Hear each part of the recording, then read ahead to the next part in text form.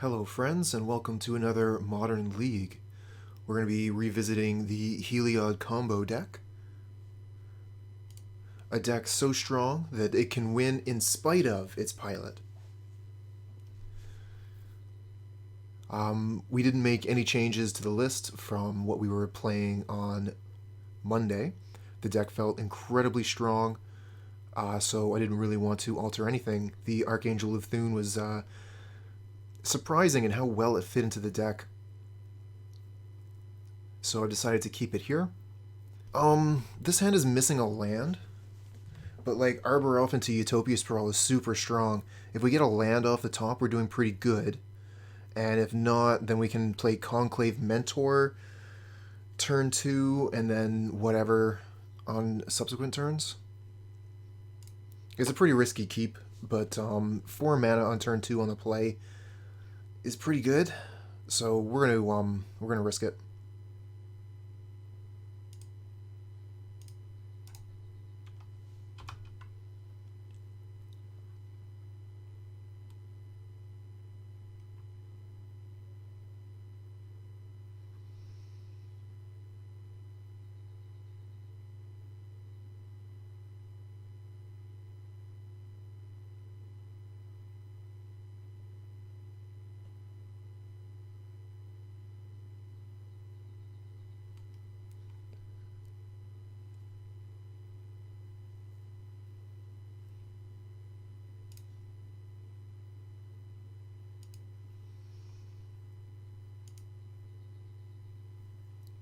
Okay, so opponent starting with untapped Watery Grave. That's horrifying.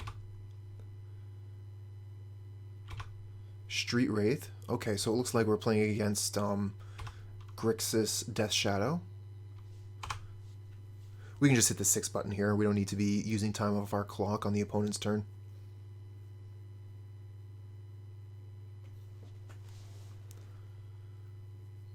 Okay, so they end up Fatal Push, using Fatal Push on the Arbor Elf. So we're really looking to draw a land off the top, and we miss. Well, this is what we signed up for. It was the risk we decided to take.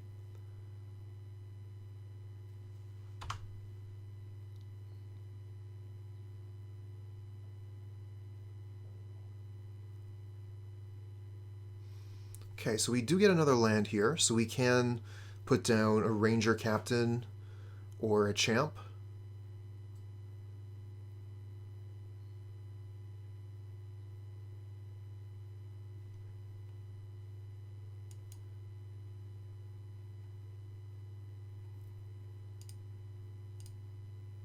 So we're going to need to go get planes, for sure. And then the question is, do we play the Champ or the Ranger-Captain? Ranger-Captain uses all of our mana, lets us search up a Walking Ballista, which seems pretty good. Auriok Champion, I mean, I just like getting it onto the battlefield where it's not going to be vulnerable to a Thoughtseize.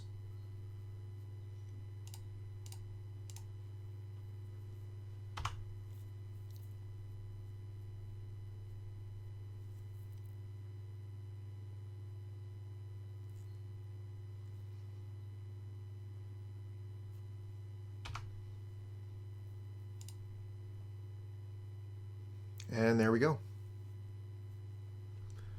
So it probably would have been more mana efficient to just play Ranger-Captain and then get maybe an Arbor Elf, and then maybe next turn play Champion Arbor Elf.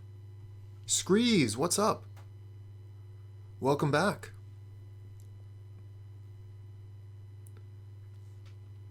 Playing a bit of Heliod combo today, as you can see.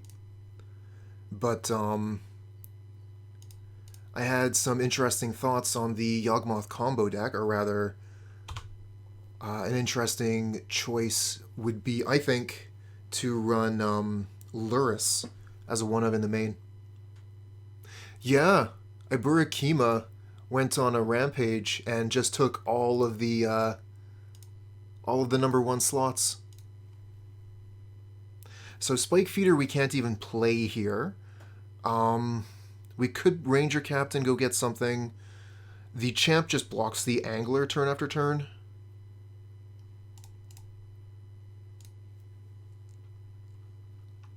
So yeah, anyway, I was thinking that Luris solves some of the problems that the Yawgmoth deck has. For example, recovering from losing a board.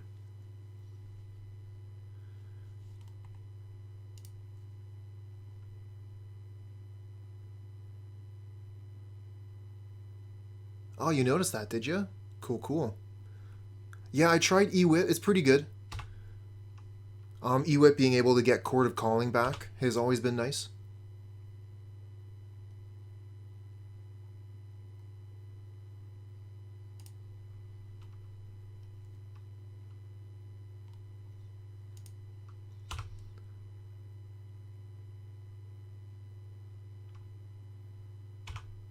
Yeah, we'll see if we can actually come to any kind of agreements.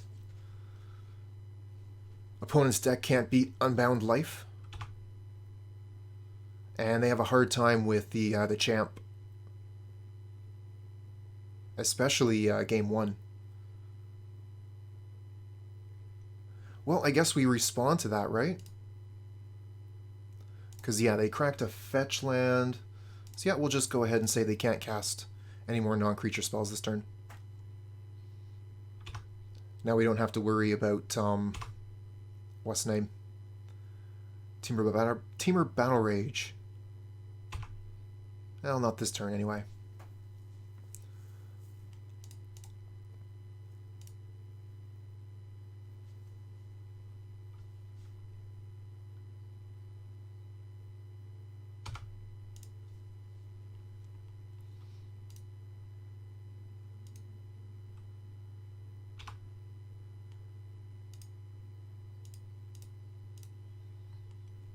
Just gain those life points. So many life points.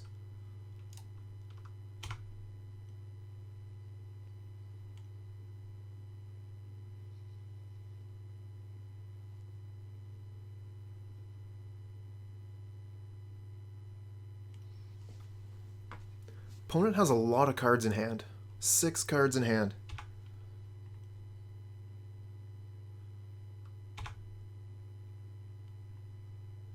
Well, we have a ton of mana this turn. Too bad we don't have Collected Company. Probably go get Temple Garden. So we have 4, 5, 6 mana. We could play Conclave Mentor Spike Feeder.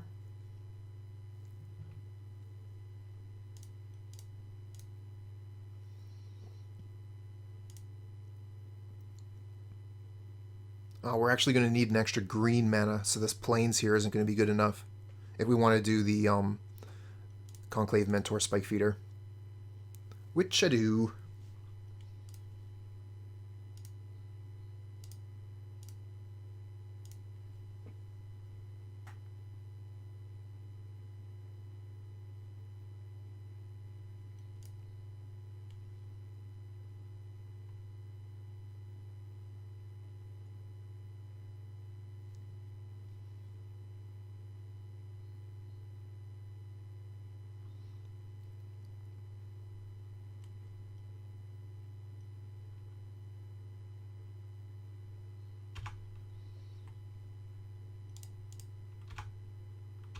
They want to attack me for 5 here, that's fine. I'm at 25.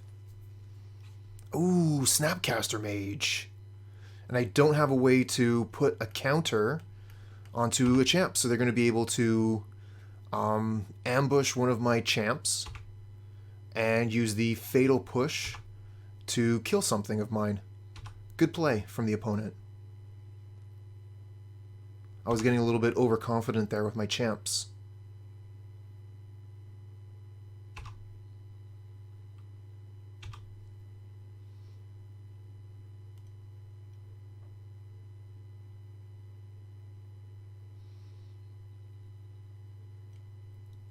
Alright, what are they going to Fatal Push here? Looks like they're pushing the Spike Feeder, so we'll gain a bunch of life.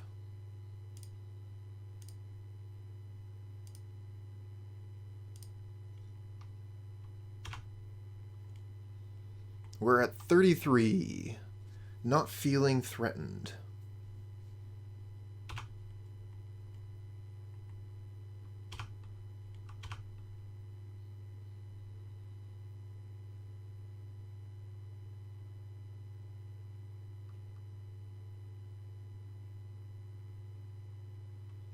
Okay.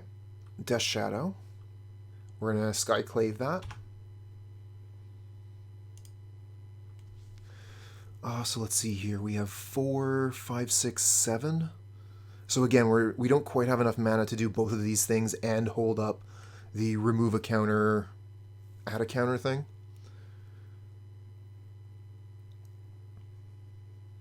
So they could throw a Snapcaster into play and actually kill my final champion, which I'm not into. We could put the Spike Feeder down first, then attack with a thing, but then I wouldn't, Yeah, we could put the Spike Feeder down first, see that they don't have a Snapcaster, and then Skyclave the Death Shadow.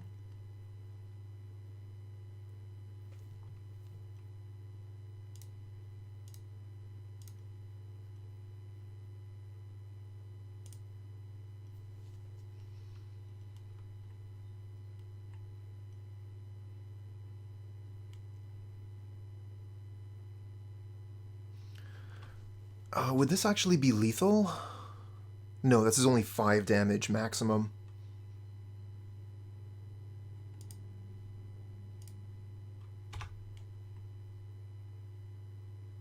This is, gonna have to think a little bit more about how I play out my turns.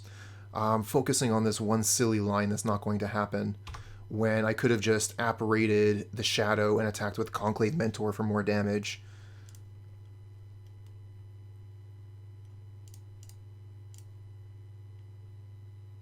Oh, that's excellent news. Glad to hear it.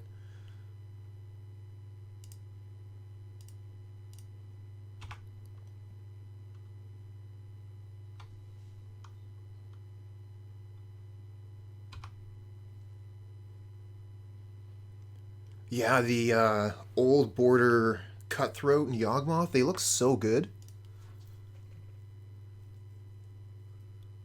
I didn't realize that they'd done the Rex Sage as well, which already comes in an alternate border, an alternate frame from, what was that? It was some sort of promotion, like F&M or the set just being released or something.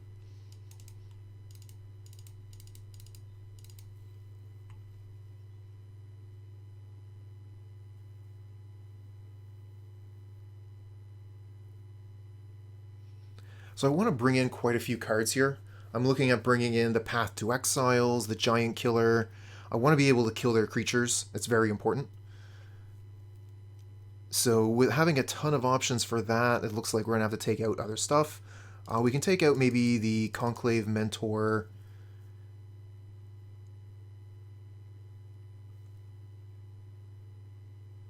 Oh, that would be wicked if it was.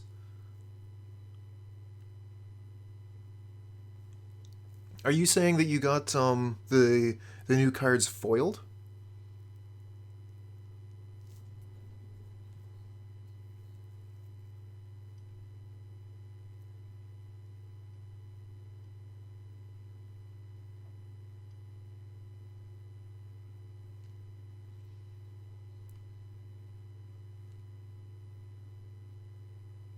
Okay, yeah, that's fair.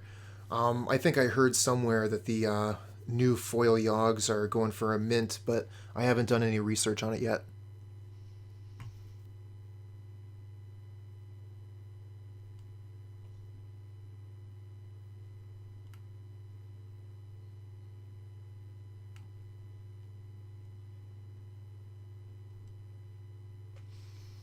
Maybe I'm overboarding here. I bring in the Champ. I bring in the Apparition.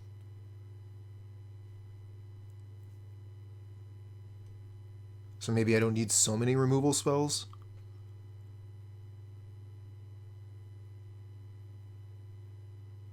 Well, I have to make my decision now anyway. So I'm going to take out a Path and...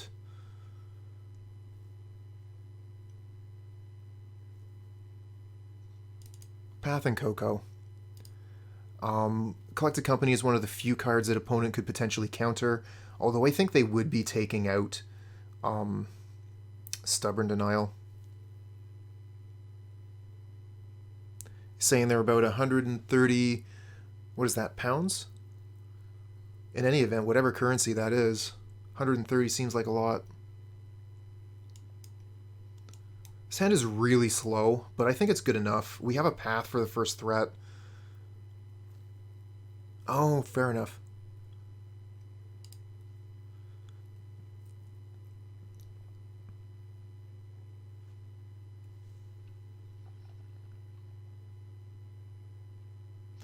Yep, prices usually go down for a little bit, and then we forget about them, and prices start to creep up.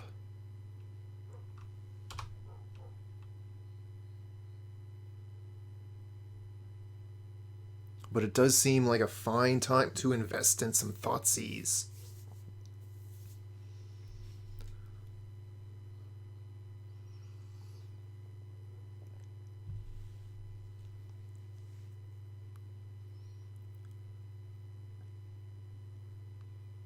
I remember a time before Theros when Thoughtseize was going for $70 a piece. I wanted to play some Thoughtseize in my Deathcloud deck, but no way was I shelling out that many dollars. Ooh yeah, old border foil Thoughtseize with the Loyon art, so nice, so spice. Alright, so we're going to play the Windswept Heath here, and we'll fetch out a land EOT.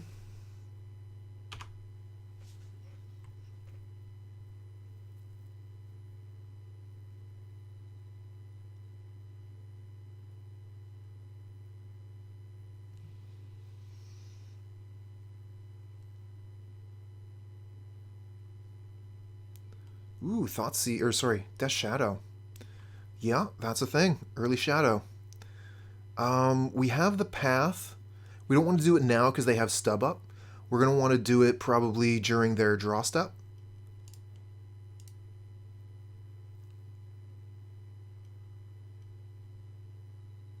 Oh yeah. I mean, Jund was the rich person deck for a long time. Between Tarmogoyf and then Renin 6.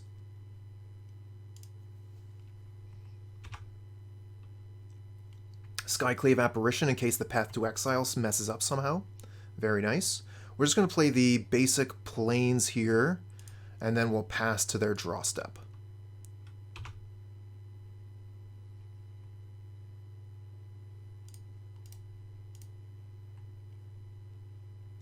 Okay.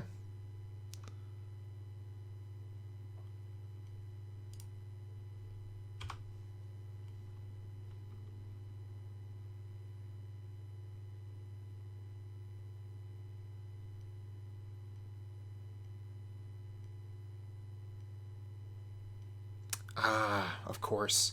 See, now, Skyclave Apparition doesn't work on Gurmag Angler. That's a bit of a pain. I think we probably just put down Heliod here so that they can't Thoughtseize it. They'll have a hard time getting rid of it from the battlefield. We are going to take a bunch of damage from the Gurmag Angler here, but Collected Company could potentially win the game. Ranger-Captain of Eos is pretty close to winning the game.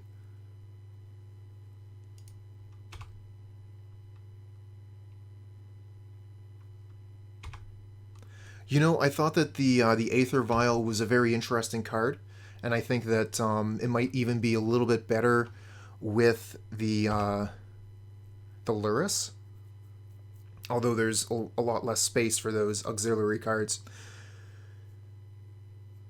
The deck is so mana hungry. It's nice to have another way to take that pressure off. I don't really believe that Collected Company is going to resolve here. They have stub up with the Gurmag Angler. Ugh, I hate that. The sequencing was so wrong there. Between the Path to Exile and the Skyclave Apparition, I just, maybe I should have waited. They only had a 2/2 Shadow. Could have taken a hit, Skyclave Apparate it, and then have the Path to Exile for the Gurmag Angler later.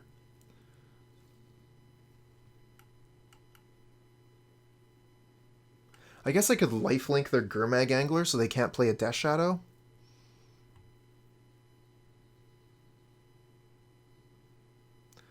Could also put Apparition down just as a blocker, but that seems pretty bad.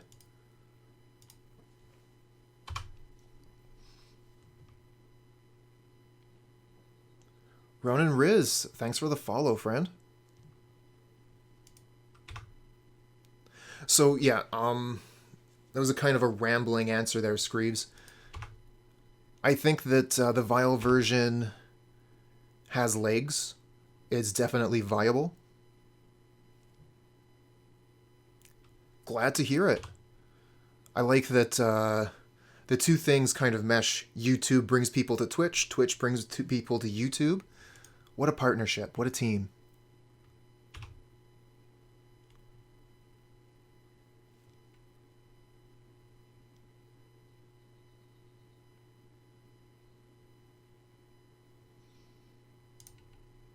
So the Heliod says that Death Shadow dies if it attacks. Maybe I should have just... If I had given the Gurmag Angler lifelink, they wouldn't have played the Shadow. I can Skyclave Apparate the Shadow, and then I'll have a blocker for Gurmag Angler. I can't really collect a company because they're just going to counter it.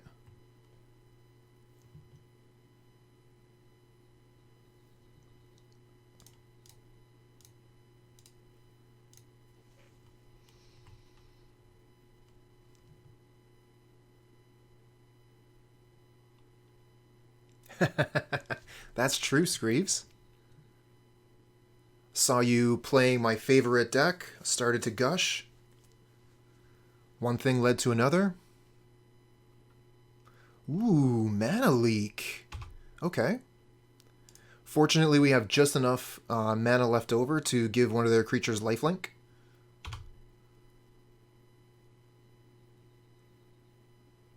But if they have Temur Battle Rage, we're dead.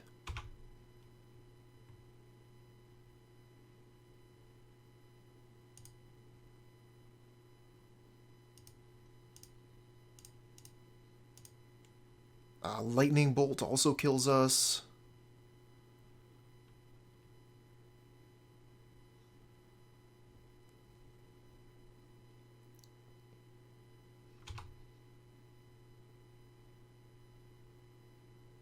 There it is. Okay, GG.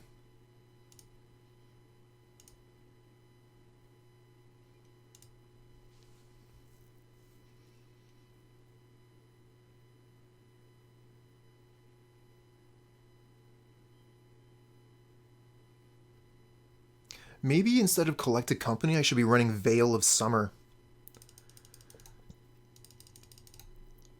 That would protect me from removal spells. And I wouldn't be as worried about playing through potential Stubborn Denials. Because I don't even have Coco in my deck at this point. Give it a try.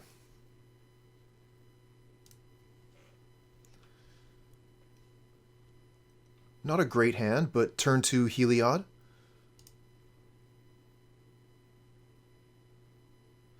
Really? That's an interesting thing. I'm not a huge fan of the Goose, personally. I've used it quite a bit. I like it in certain matchups, like it's good against Ren and 6, it's good against Lava Dart, and Lava Dart's really popular right now. But it really only makes mana twice. The first time you tap it and eat the food, and then when you tap it for Chord of Calling. And it doesn't really evolve into anything too interesting.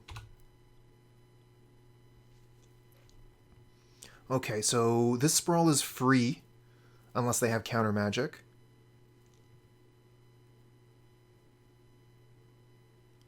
I've done that as well against Burn.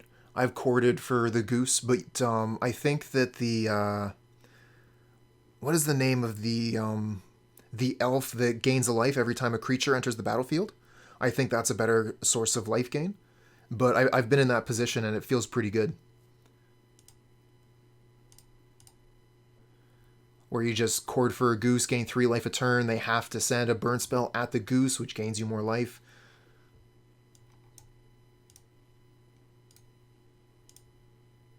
And we're going to want to go probably white with this.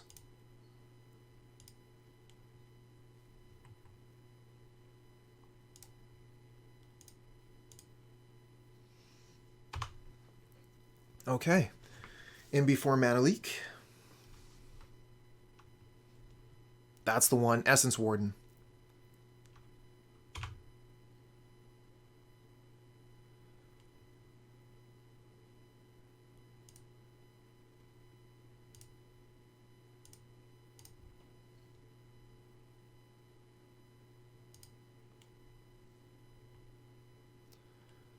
Ranger-Captain.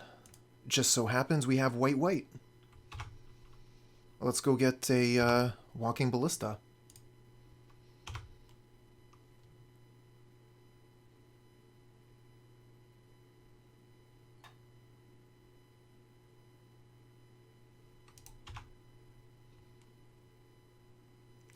So yeah, I kind of like keeping one goose for that reason.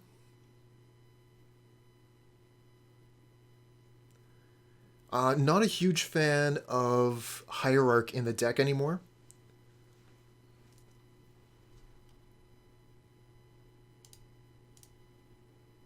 Again, it's weak to Ren and 6, it's weak to Lava Dart, which are very prevalent in the format. You're not generally going to get much use out of the Exalted.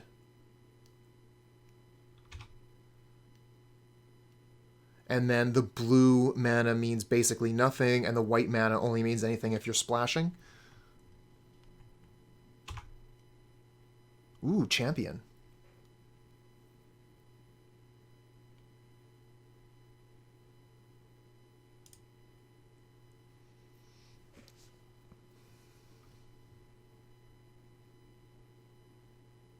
I guess they could have Mana Leak here.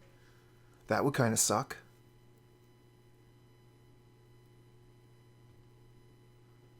They probably have Mana Leak here. So if I play Champ into Mana Leak, I can play a 1/1 Ballista into any removal spell. But if they don't have the Mana Leak, the Champion's pretty great, and then Walking Ballista will be that much stronger later.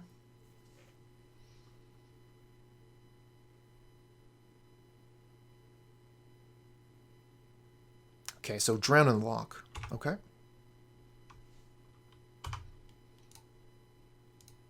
Like I said, I don't want to just play Walking Ballista into the 100 removal spells that they could possibly have.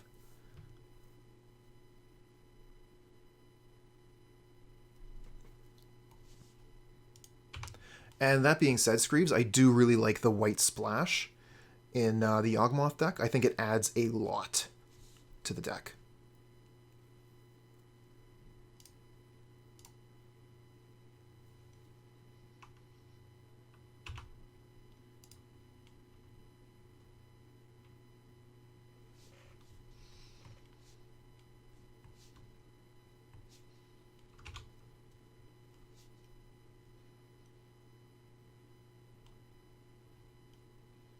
Tap out. Tap out. I want to win.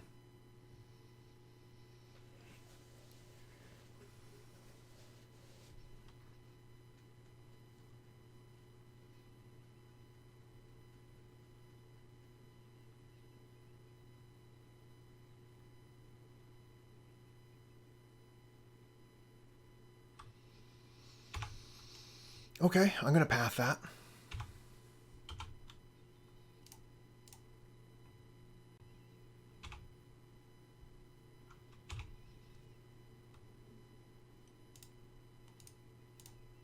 Let's get some more of their mana tapped.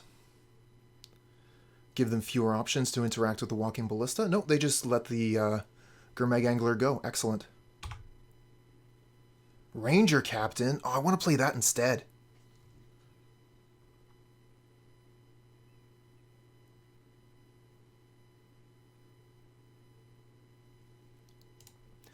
Yeah, there's a couple of cards being able to search out is excellent. I really like the Aven Mind Sensor and the Eidolon.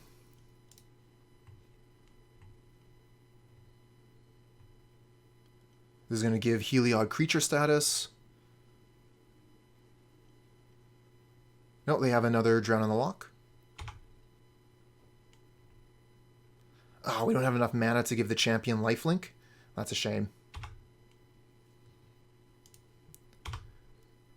Yeah, traditional Yawgmoth decks, the Golgari versions, are usually running Damping Sphere to do a similar thing. But instead of having this artifact that we have to dedicate 2 sideboard slots to, instead we get to play this creature we get to search out of the deck for. Cherry, what up?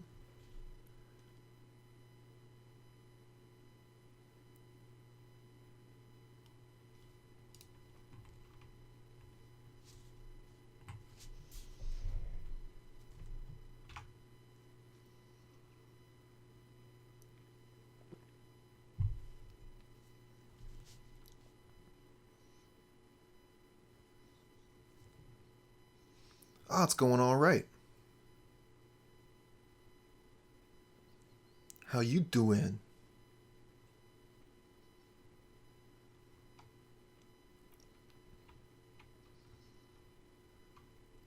Gonna see if this Heliod deck can pull me into victory.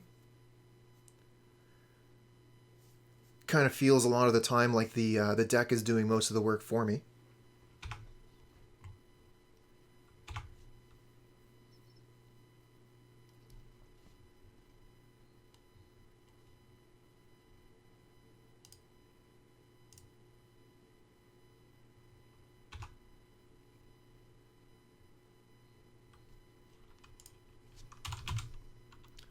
Oh, it looks like opponent is conceded. This was too much for them. Too much value. Not a huge fan of this hand. This view of the cards is so weird. How do you mean? Are you used to watching on Arena, for example?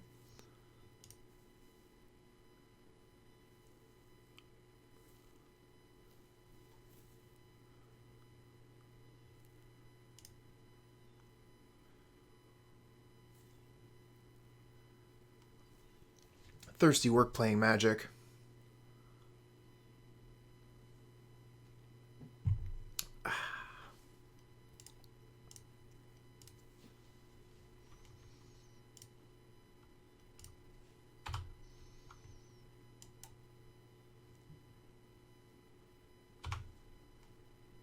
Oh, this is unfortunate. Our hand is not going to be doing anything unless we draw something else. Oh, I see what you mean there. I found that is a little bit easier for everyone to see what the cards are. Thanks for the luck, Cherry. We found our land.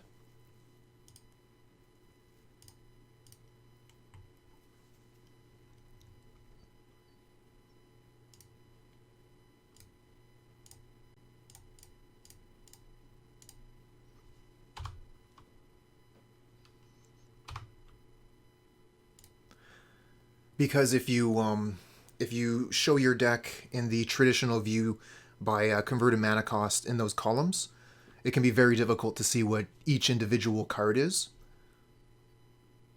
when you're only getting that little line of text, whereas this way you can see the picture, and I find that makes it way easier to understand what a card is. Preferred basics for Yogg? Currently, let's see here. Currently, my favorite basics are from Tempest, and then also the Rebecca Gay promo lands if I want to use foils.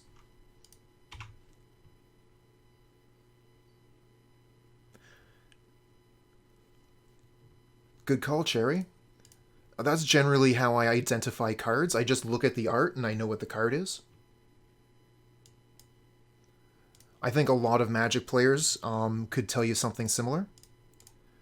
A lot of commentators, for example, rely on the art of the card. So when you're running like promo art, you can really start to confuse people. Okay, so we're going to resolve a collected company on our turn. Ooh, unless they have access to Force of Negation. Well, but that would cost them 2 cards, so it might still be worth it. Probably just play Collected Company this turn.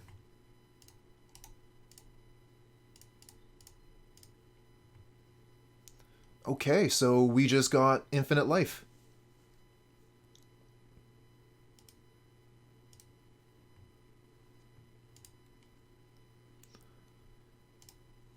Alright, hold control. Remove a counter. Okay, yeah, that's fine. It's this stuff here.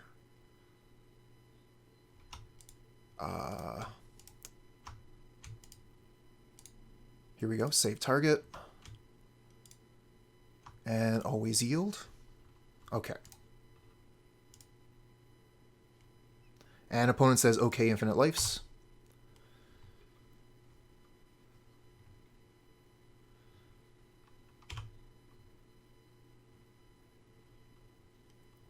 Okay, so Conclave Mentor is a win if we can get it to resolve, but we're short on mana here. We can't play Champion and Conclave Mentor because we got the basic Forest. Maybe I should have gotten another Temple Guard in there instead of a basic.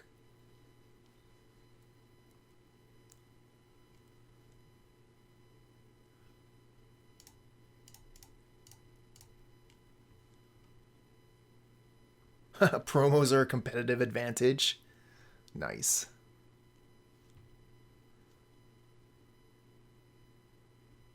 I mean, if I attack, they just block. I could attack, remove a counter, and then Pendelhaven the Spike Feeder.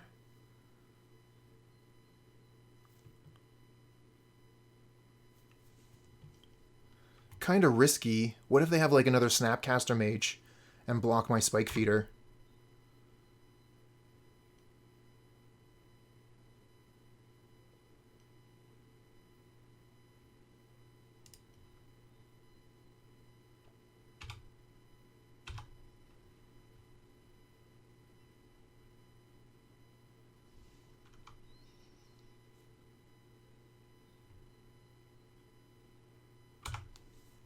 All right, let's see what happens.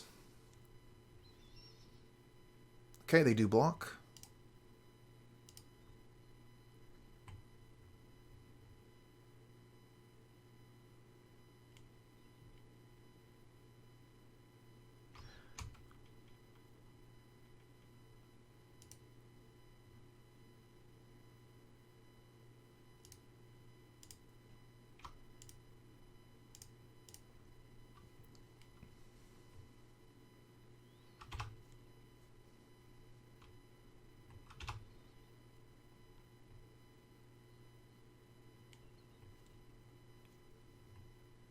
Gotta make it interesting, right?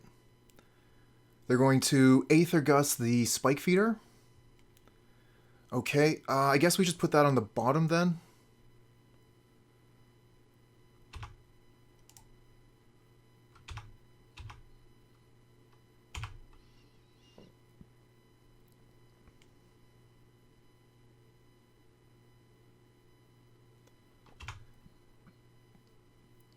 And no attacks.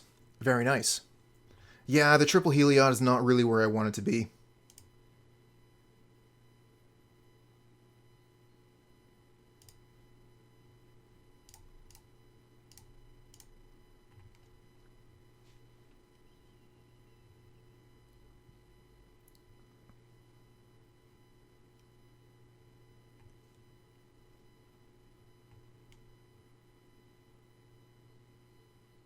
Ooh, Cryptic Command, counter draw on the Conclave Mentor.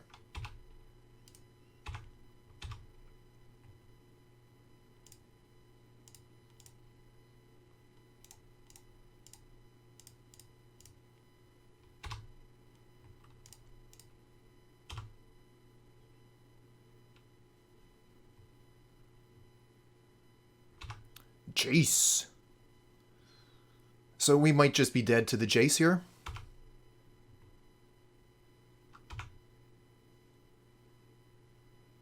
Ah, another Spike Feeder, huh?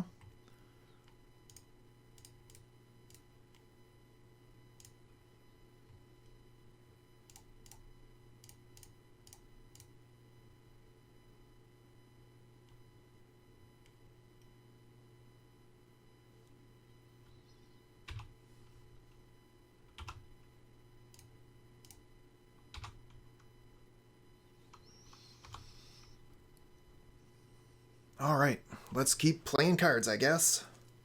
Oh, Terminus! That's not what I wanted to see. That's pretty much GG, right?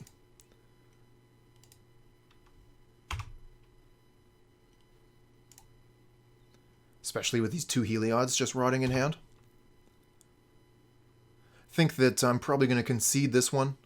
Move on to the next game so we can save on clock.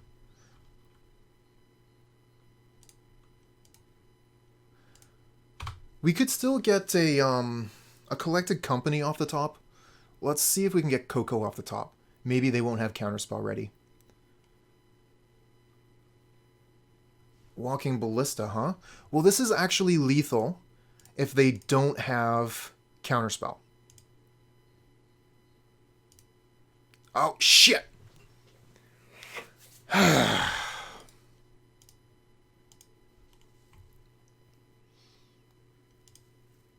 Okay.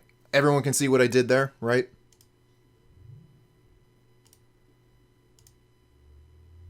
Yeah.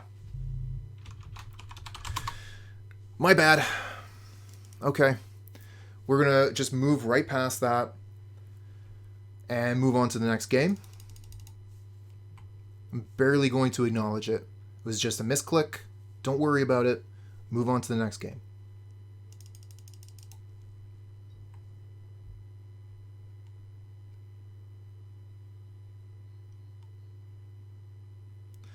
Could bring in an extra apparition to target their Jace and their planeswalkers, basically.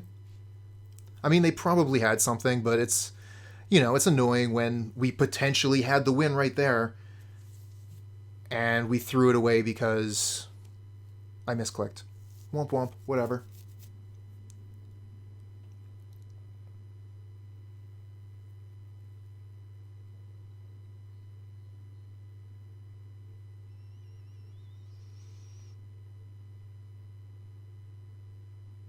I mean, Apparition probably is the weakest card out of everything here.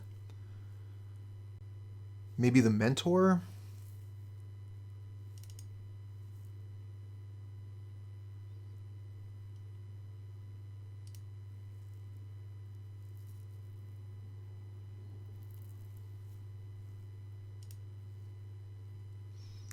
One land hand.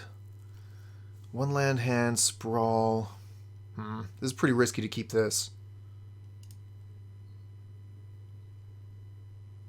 At least this one has Coco.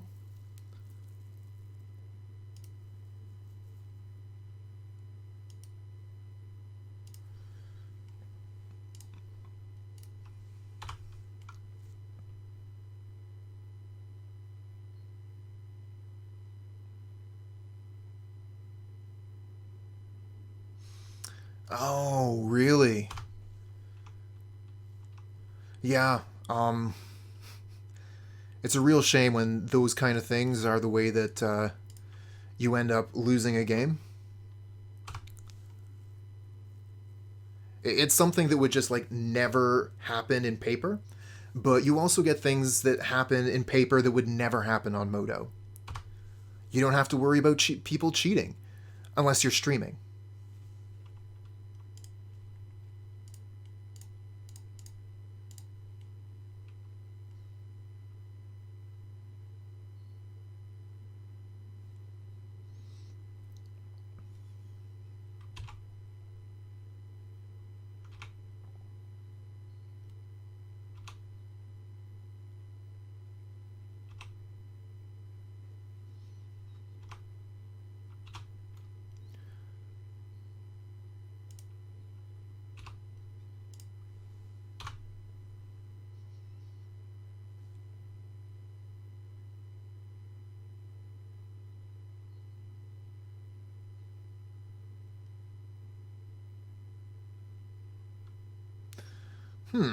Okay. Neat.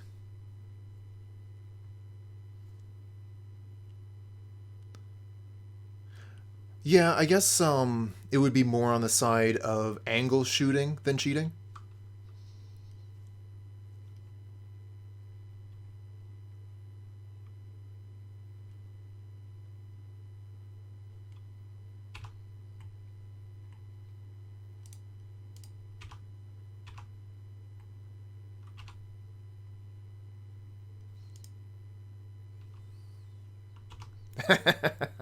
Yeah, who plays Arena?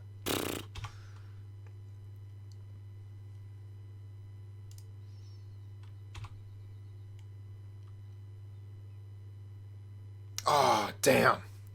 I, I, I just set a stop on your upkeep to use the Ranger-Captain. Damn it. I guess I activate the Captain so I can collect a company this turn. I would rather get the collected company off than the land.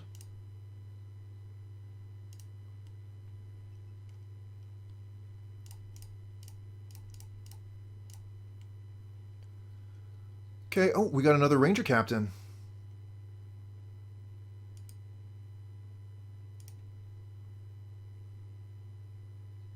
Oh yeah, look at that. They're backwards. It should be yes here, no here. Everything's backwards. What's going on?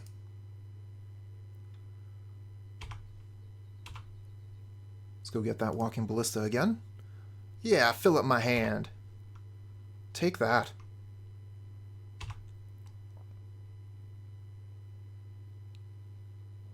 Kind of want to... I don't know if I want a Ranger Captain. I don't have the collected company anymore, so I don't want to Ranger Captain them on this turn anymore.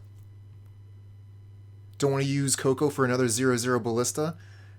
You trolling me, Cherry? Yeah, you are. I mean, I think that would be pretty sweet, right? Doesn't the Conclave Mentor give it an extra counter? Alright, we're going to take the land this time.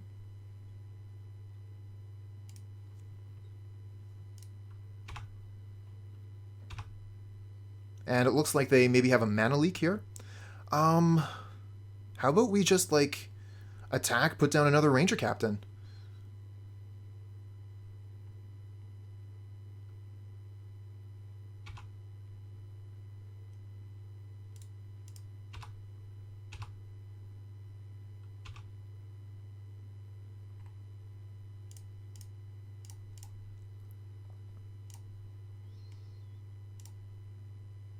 They have a mana leak for this? Yeah, they do. Okay. So we could put down a 2/2 Walking Ballista. That's pretty bad against Sweeper, though. And if they sweep, we're going to be able to go Heliod Ballista. I mean, the Ballista, we'd be able to do that anyways, and the Ballista's not going to be that great anyway. Let's put the Ballista down. It's going to get 2 damage on them, so they'll go to 5. Yeah, I'm pretty sure there's a Wrath coming.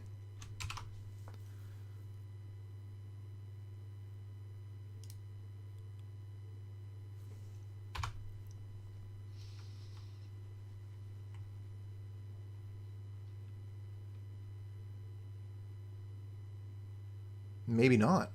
Maybe they missed the land.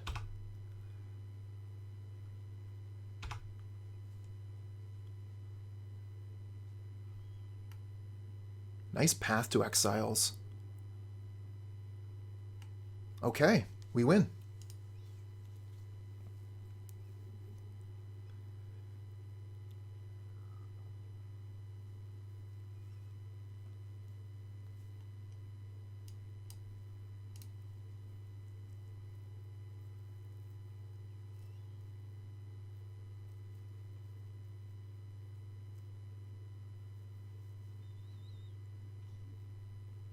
Hey there, handsome. You just get here? We're going to mulligan this. We just have 1 land. Good morning. So if you just got here, you didn't see the horrible punt that I just made a minute ago? That's good. You don't need to know anything about that.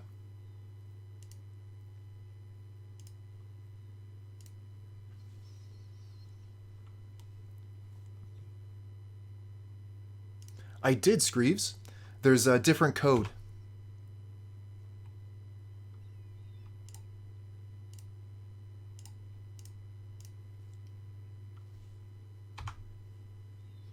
So I just had to put in the different line of code on the same thing I was using for the score tracker, and now I have this one. It doesn't always work, which is a shame, but otherwise. Audrey is COVID-free. Well, that's good to hear. Sarah still waits on the results, playing the waiting game. That's no fun. So if we play something right now, we're playing into Mana Leak. And we have Veil of Summer, so I think we're better off just waiting. We can play a 3-drop on turn 3. And this turn we'll just smack them for 2.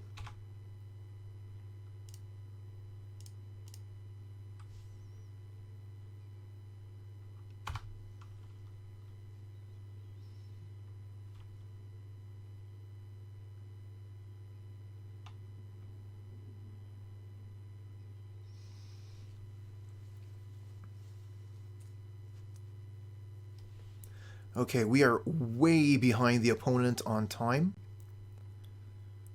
Hopefully they're not getting too frustrated with us. Ooh. Well, that makes Veil of Summer bad. Are we supposed to just, like, use the Veil right now? So that we can at least cantrip? Cherry would hold it, huh?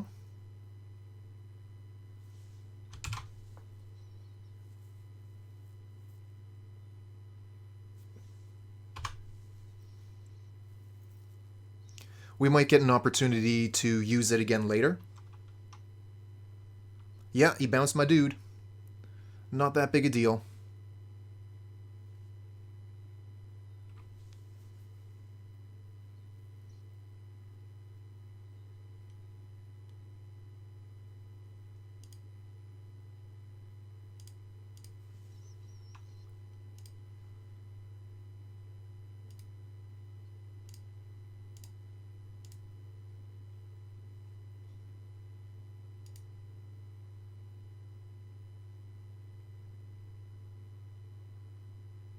Yeah, but once the Teferi hits play, I can't respawn to the -3 with the Veil of Summer.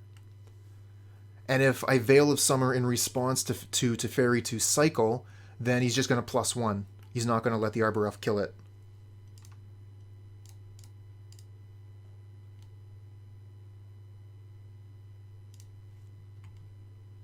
No, it's all good, Major. I was thinking about the Heliod. I decided I want to get the value out of the Ranger-Captain so we can draw a card with it. And Walking Ballista can kill Teferi if they manage to get the Ranger-Captain dealt with.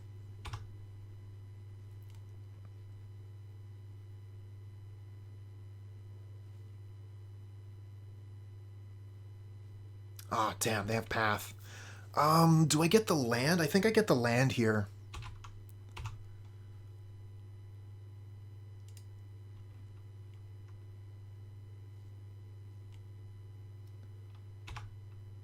Nice. Okay, they didn't have another spell anyway, so the land was the right call here.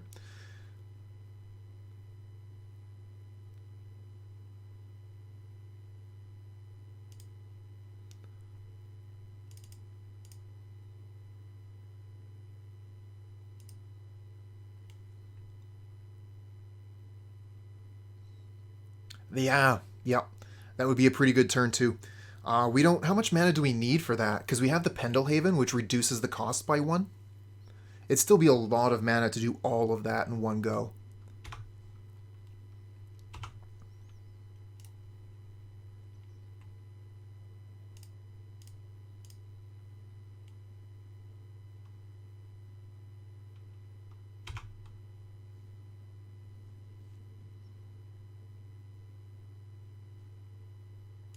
From the Crypt, welcome back.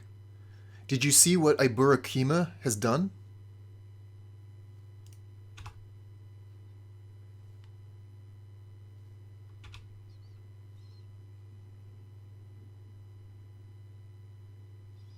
Yes, that does help. That reduces the mana cost by 1. It would still be a lot, though. 3, 4, 5, 6, 7, 8 mana total. Check the leaderboards, bud.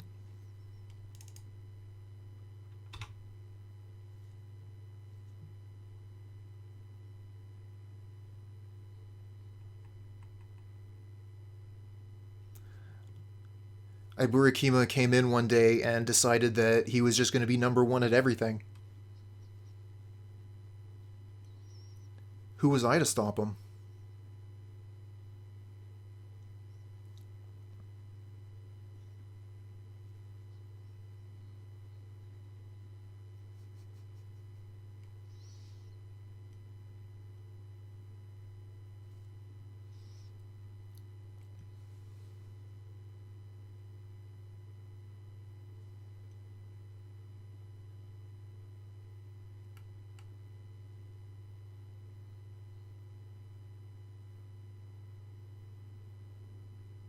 Twitch isn't letting you watch commercials? Oh, that's such a shame. It must be really hard for you not being watching those commercials. Cherry says that we win if we make it to our main phase. I thought we needed 8 mana. Ooh, the Jace though. Wonder what they do with that.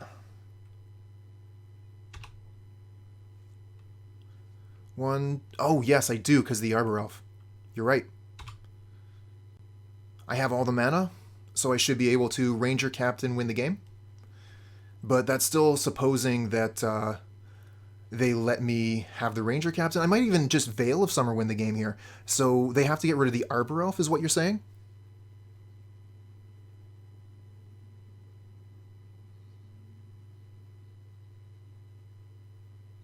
Oh, I see. That's how it works, huh? I'm kind of getting really excited here. We might have just won the game. Okay, well, let's start with no spells for you. Thanks, Cherry.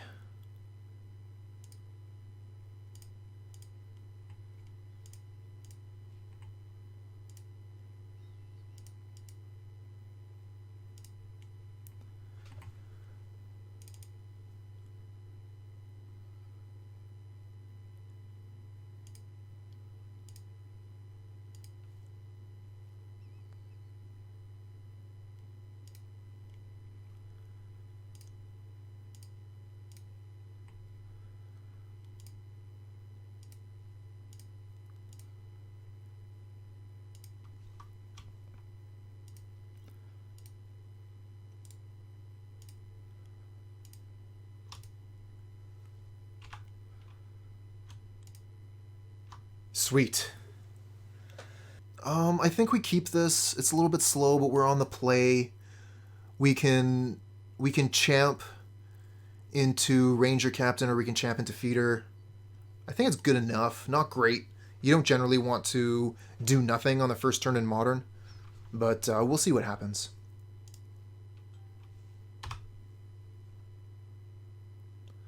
Cabal Therapist? I mean, even the Hogak deck couldn't make that card work.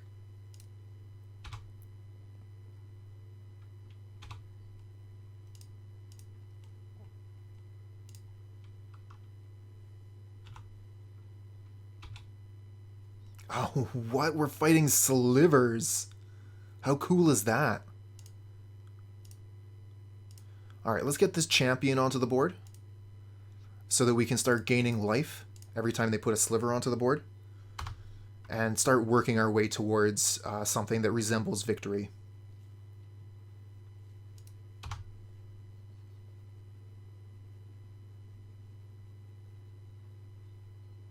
Oh, look at that Urza card. Iburakima, we were just talking about you.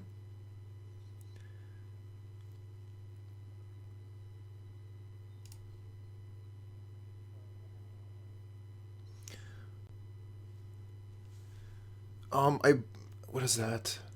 Handsome, did you know, the French way to say, speak the devil's name and the devil will show? I learned it a little while ago and I thought it was pretty cool. So the Unsettled Mariner is a bit of a pain for the Walking Ballista, but if we gain Unbound Life, the opponent can't beat us. Maybe we just put down Spike Feeder and hope we find our way towards Heliod?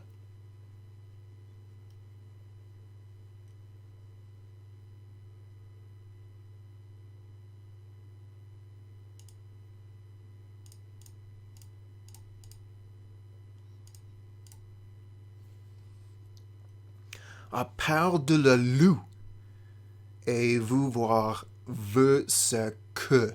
Speak of the wolf and you'll see its tail. Sorry for butchering the language, any of you that speak French.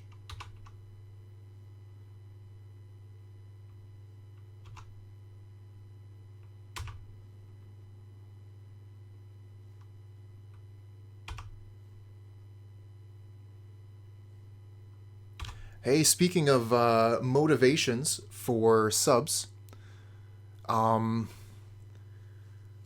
we are 7 subs away from unlocking another emote slot.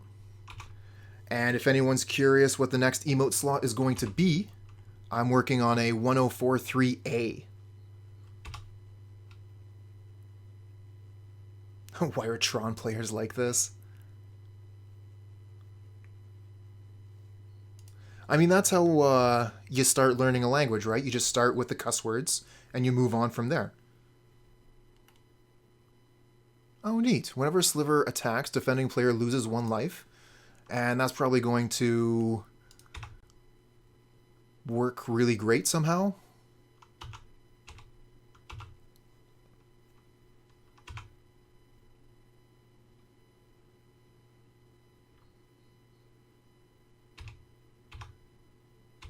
I mean, yeah, it's doing extra damage here. This thing is a 1/1 first strike. Maybe we just block it with this 2/2. Oh, but they have an Aether Vial on 2, so they're going to have a Lord. We don't want to block.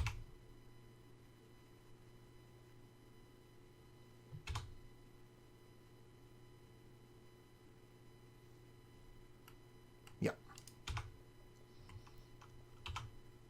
Okay, we're going to need that Heliod real soon here, deck. Another Spike Feeder, huh? Oh, damn it. Yeah, no kidding, huh? Pro-red blocker.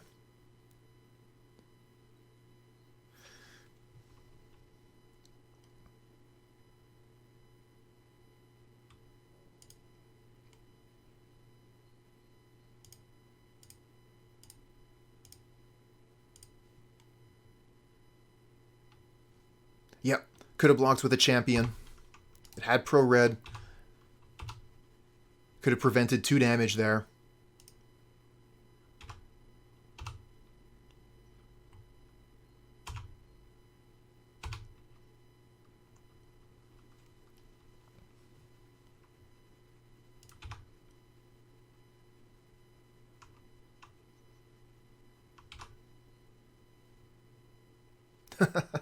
I try, but sometimes. Ooh, they're using the Realm Walker. Cool. So this is going to allow them to play Slivers off the top of their deck. Oh, damn. More Lords. Well, that's the hope, but gonna need to draw a Heliod to do that. Heliod or, oh geez, we're taking a bunch of damage here.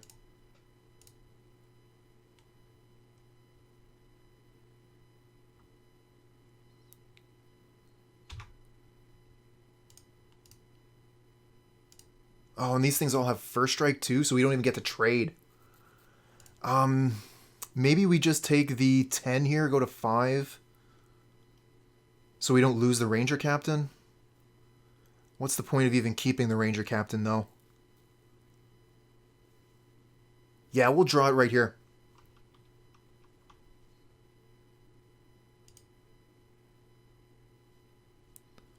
Yeah, block more damage here. Block like this, we'll take 6.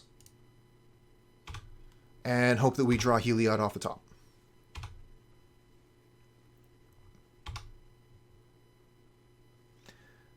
We still have 1 more draw. So we can sack the Canopy for another draw at Heliod.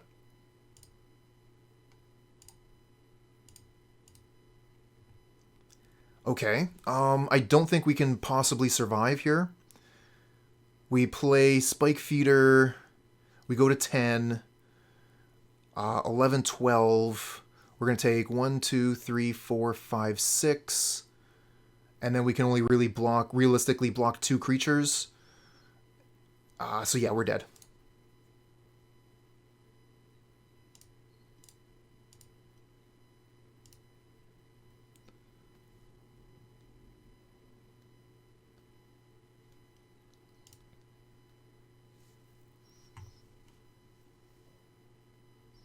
Want the apparitions for sure.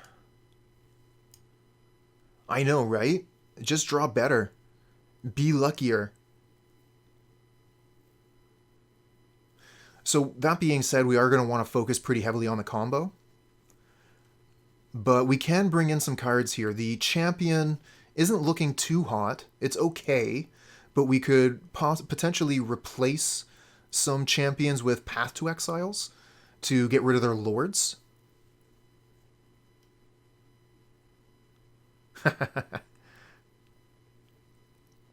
That's right, we hadn't seen a Heliod in that time, so should have been Heliod.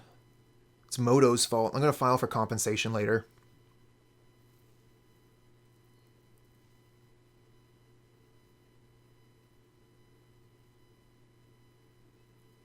Never trust Moto maths.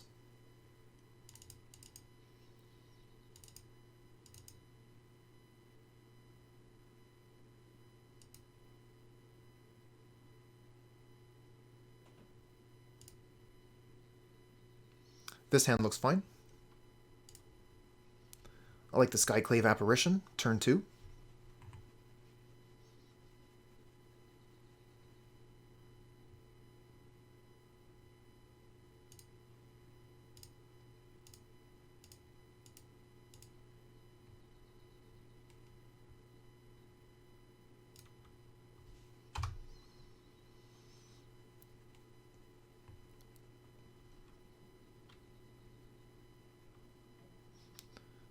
Gale Rider Sliver, okay.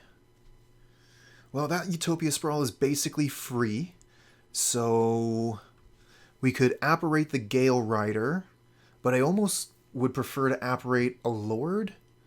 I don't care if they're coming in for like little pieces of flying damage. Probably not going to be blocking their creatures too much.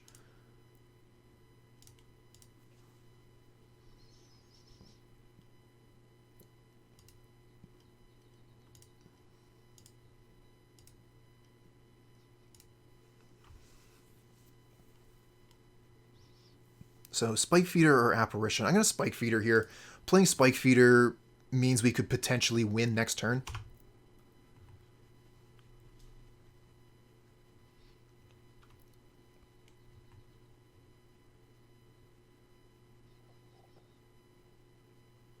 Ooh, Dismembered. I guess we gain the life, right?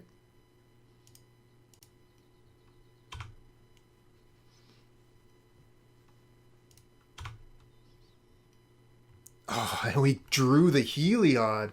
We would have won. 1, 2, 3, 4, 5. So I guess we just play Heliod and then try and win next turn with Ballista.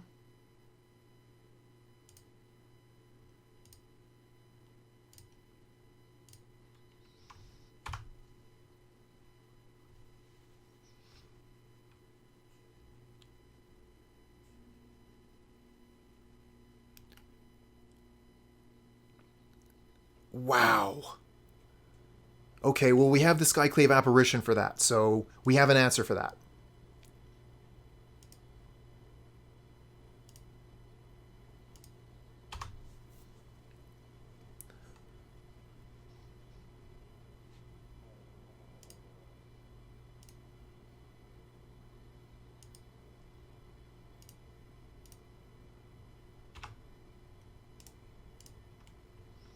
Do you have another one?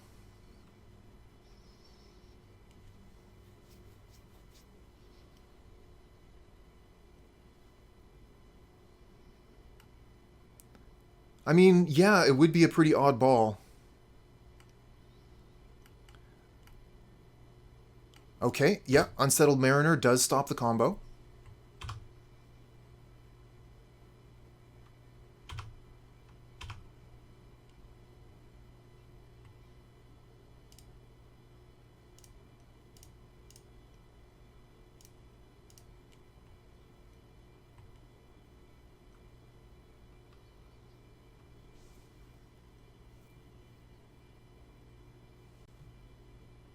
Do we, though?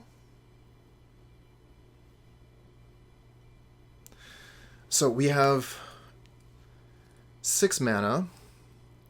So we could make a 3/3 Ballista And we could kill the Mariner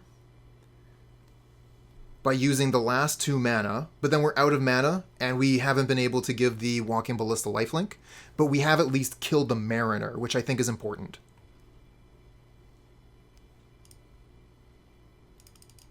Let's make sure we spend our mana here. If we give it lifelink... Okay, hold on. So, we make it a 2/2.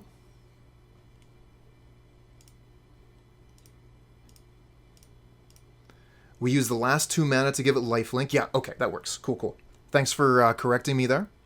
Might as well get the win this turn rather than next turn.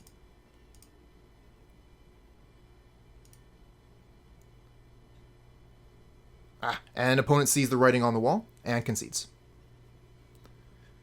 I definitely appreciate that people are conceding to the Heliod deck early now rather than waiting for the combo to happen. The first time I played Heliod, people were more willing to wait the combo out. Nowadays, people are a little bit less willing to sit that out. And my lumbering playstyle might have something to do with that as well. My clicks are a little bit slow. I want to be precise and make sure I'm doing the right things, so some of these things take a little bit longer than they should. The Cooper DQ.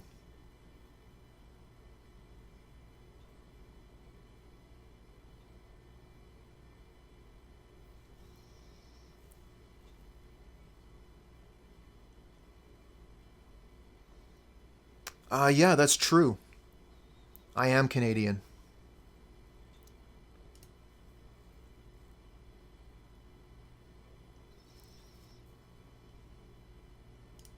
Gonna get rid of the Ranger-Captain here. I think it's the worst card in hand.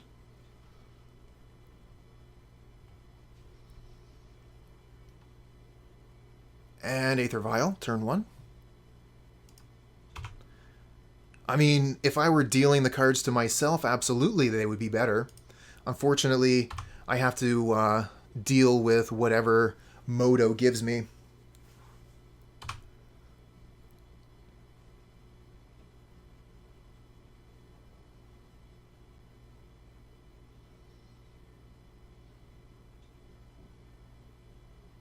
You're a bum, Moto Shuffler.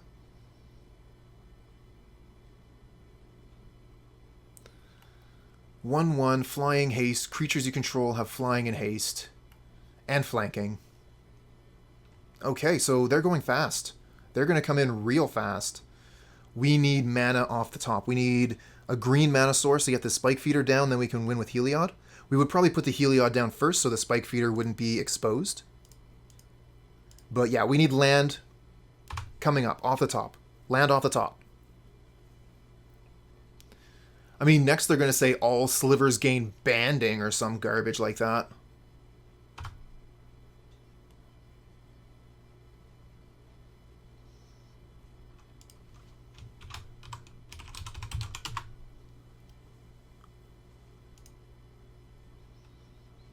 Ooh.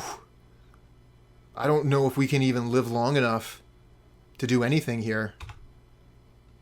They've just, yeah, GG. Wow.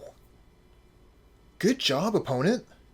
I mean, like, turn 4, so they deserve it, and we had this awkward hand. But the pressure they put up was incredible here. This is wicked pressure. Yep. I mean, that's how you win Modern. Gotta go fast. Good job. Slivers keeps me from my trophy. Okay, so 2 lands in hand. We even have a turn 1 play. This hand looks good.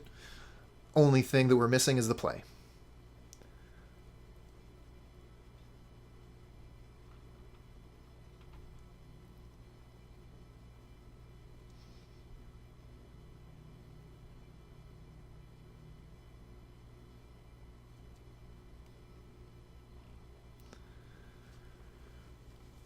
Okay, we might have finally found an opponent that plays slower than I do.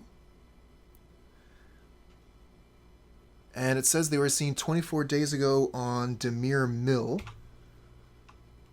So apparently Mill is a bad matchup for us, but if this is a Blood Crypt, then we're playing against something else. So this might be Death Shadow. Okay, yeah, we even see the Lurrus here. So this is either Rakdos or Jund Death Shadow would be my guess.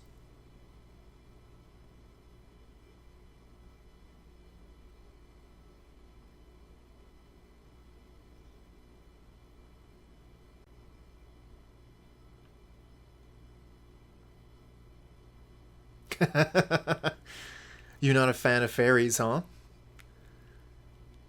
Oh yeah, the goblins. What about the goblins?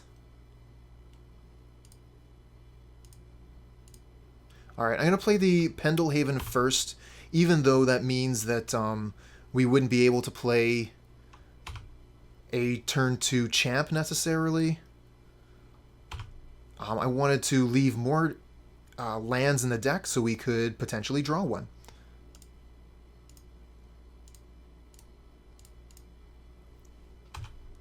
And again, that's the reason I played the Temple Garden here rather than the Wooded Foothills. I want to leave this fetch land uncracked so we have more lands in the deck, so we have more likelihood to draw a land.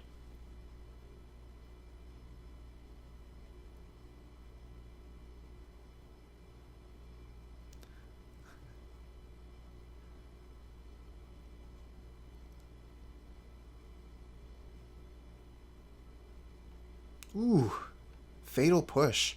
So they've just got all the removal spells here. Hopefully Resolved Collected Company will turn the tide. But if they throw down Tarmogoyf, for example, here, they're going to be able to start applying pressure.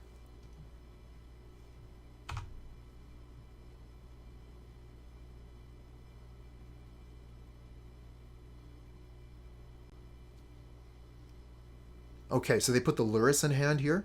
We're going to throw down Heliod, which is going to be something they're going to have a hard time taking off the board.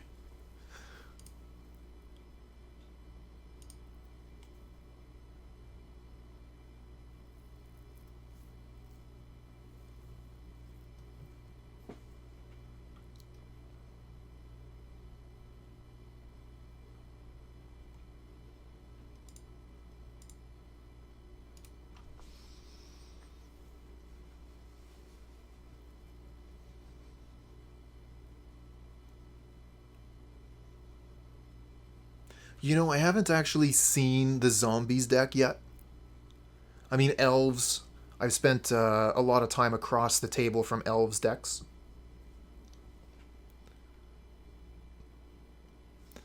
I could probably go get... No, I can't get plains. This Wooded Foothills doesn't get plains. We'll get Temple Garden.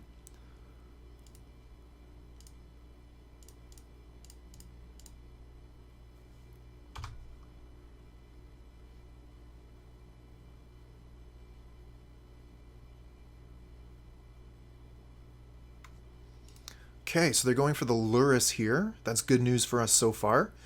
They do have Blood Crypt up, which means that if I put Spike Feeder down and immediately start the combo, I might lose. No, because I have Pendelhaven, so I should be able to win even if they have Removal Spell. So let's go for Spike Feeder. Pendelhaven is amazing in this deck!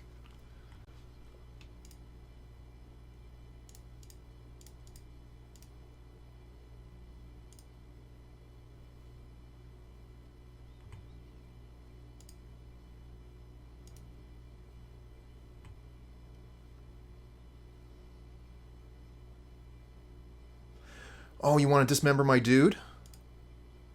I give it +1/+2. Let's try again.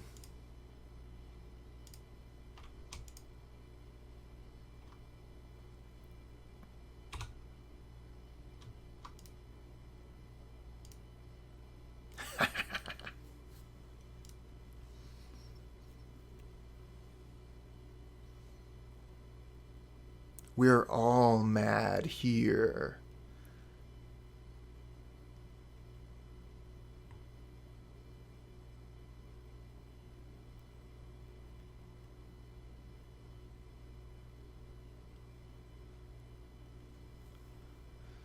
So let's see here. If we're playing against Jund. Jund Shadows. We're going to want the Apparition for sure. The Path to Exiles and the Giant Killer is good. The Extra Champ is good. And the Veil of Summer are also a possibility as they save our creatures from Fatal Push and Dismember. But we're already looking to bring in a lot of cards here. We're probably going to have to be looking at taking some of the cards we just put in back out again. Archangel of Thune is staying in for sure. This thing does not die to Fatal Push, so we want to keep it in the deck. All the Skyclave Apparitions, that's guaranteed. All the Champions, that's guaranteed. We could take out some number of Conclave Mentors, I suppose. But Mentors are kind of good versus the Scourge. I'm having a pretty hard time deciding what to take out. Yeah, sucks to be Shadow in this meta. No outs to infinite life. And this Heliod combo is one of the best decks in the format. So yeah, you just got to scoop it up if the opponent presents Spike Feeder plus Heliod. Magic Online will be taken offline for weekly maintenance in 4 hours. Now, that's not something I have to worry about. I got to worry about this 1 minute clock here to take 6 cards out.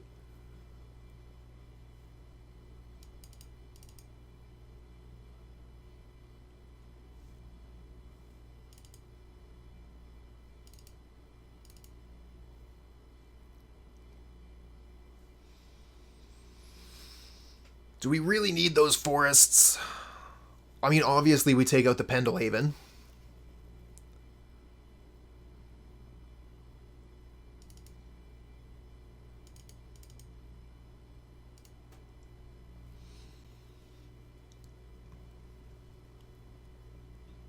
This is a deck that I should learn how to sideboard against. It is one of the most popular decks in the format, but I feel like we have a fairly good matchup against it anyways. So hopefully my hesitant boarding isn't going to make the deck worse.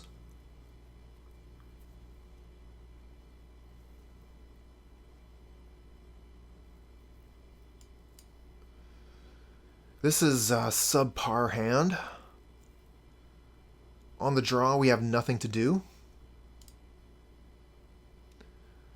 This hand's better. We can keep this. We'll get rid of a Heliod. We have an Archangel of Thune as a replacement Heliod if it gets Thoughtseized.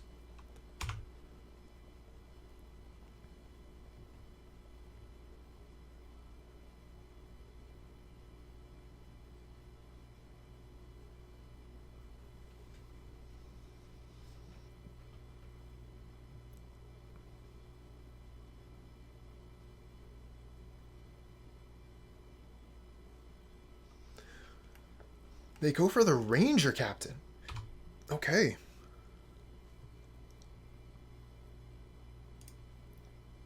And we'll show them the card we just drew. I guess we want white mana. Usually want white mana on the Utopia Sprawl. Yeah, exactly. That's where we keep all of our best cards. Top of our deck. I don't know what the next card is, but the card after that is Collected Company.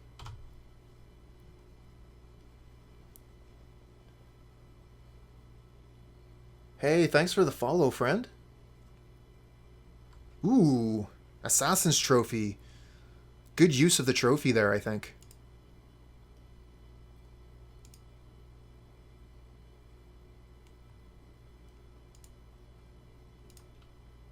And of course that shuffles our deck. So the Collected Company we had second from the top, who knows where that could be now? Could be anywhere. Hopefully, second from the top, right below a land. Spike Feeder, huh? Alright, well, we'll go for the Heliod first, and then we'll go for a Spike Feeder after that.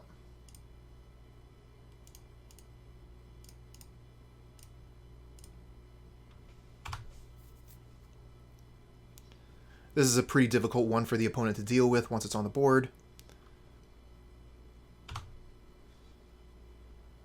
Oh, really? Big fan of the Pauper, hey? Well, thanks a lot, bud.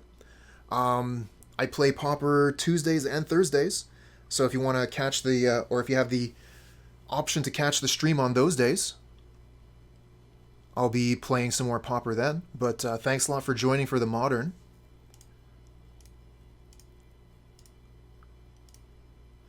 Alright, so we just play Spike Feeder here and pass.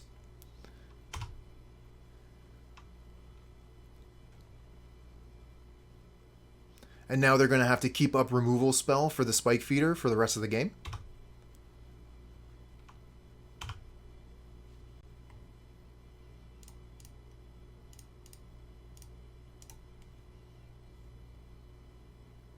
Sweet.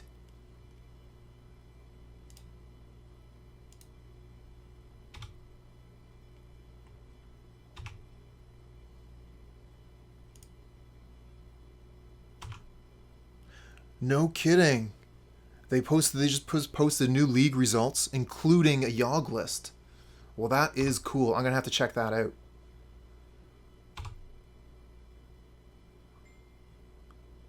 Alright, so we give lifelink to the Skyclave Apparition, and then we put the counter on the Spike Feeder, and they're gonna need 2 removal spells to kill us. Meanwhile, we're also doing impressive damage.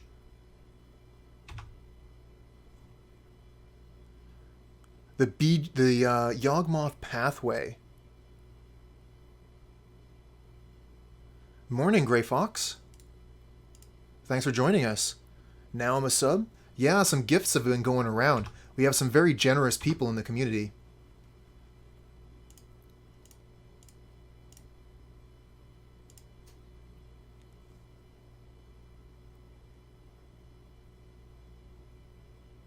Yeah, Iburakima and Screeves gave out 15 gift subs in the last week. Pretty impressive, huh? Okay, so they have the Dismember for the Skyclave Apparition, which is going to get them a 1/1 token. That's fine. We just let this all happen. They still potentially have 1 removal spell up, so we're not going to go for the Spike Feeder win here.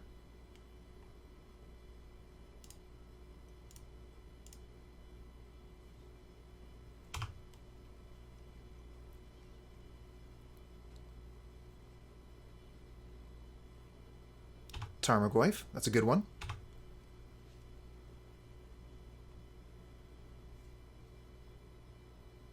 What would I say are the worst matchups for this deck? I don't know yet. Anyone in chat with experience with the bad matchups for Heliod? I've been told that Mill is a bad one, for example.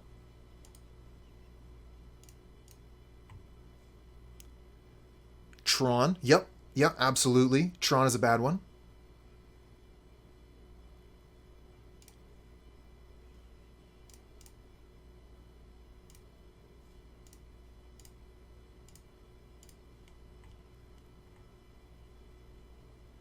Ah, good, we got another Spike Feeder. GG, opponent.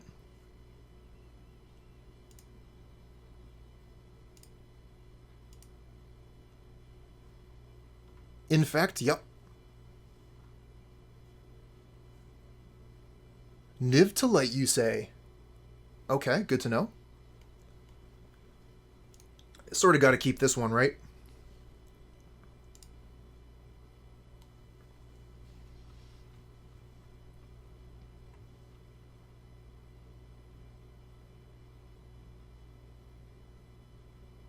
What is this emote?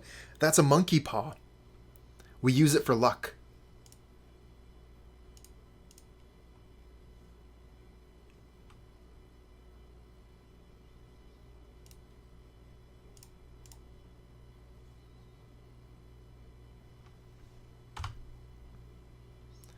And if anyone wants to be super generous and get us some more subs, we're 7 away from the next emote slot.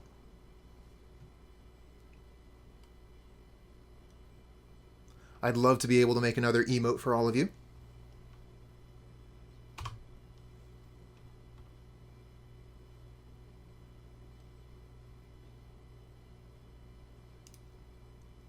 Yes. Yes, it is. It's luck with a price. So I guess we just Spike Feeder this turn. And then next turn we collect a company, hope for infinite life. Abundant Growth. This is something I would be more seeing in Pauper. And they have Yorin? What is even going on here? What the Irish Lick is?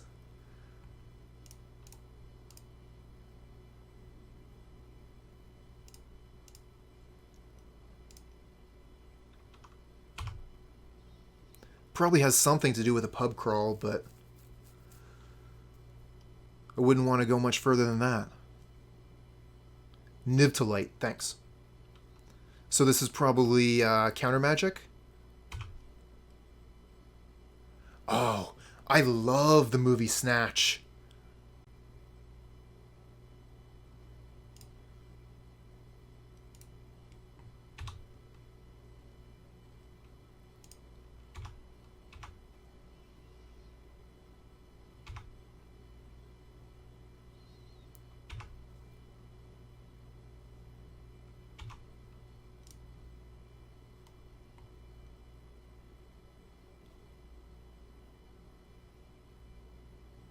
Look at them, considering whether they should play a spell.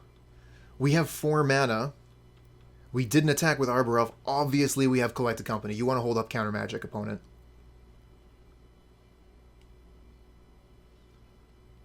Do we respond to this?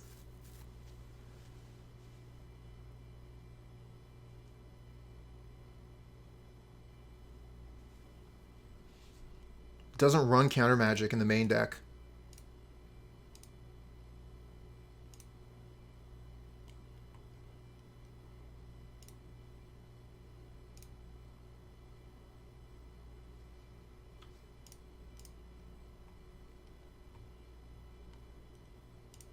Just Heliod, I guess. We could bring in a Walking Ballista.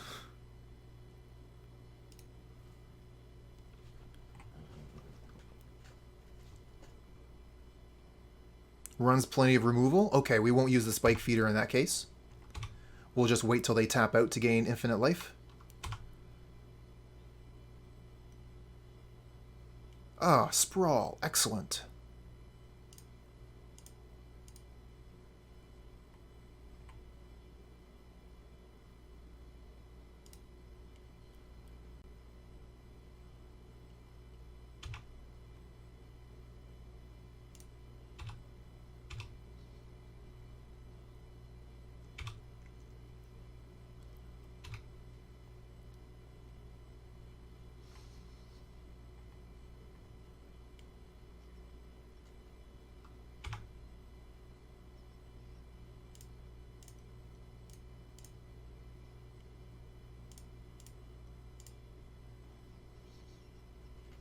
Let's see what we got here. We have Ranger-Captain, and we have Skyclave Apparition, and Spike Feeder. So yeah, we'll just get Ranger-Captain and Spike Feeder. And this should be enough to kill. Yes, it is. Opponent sees the writing on the wall, and they go ahead and scoop him up early. Thank you, opponent.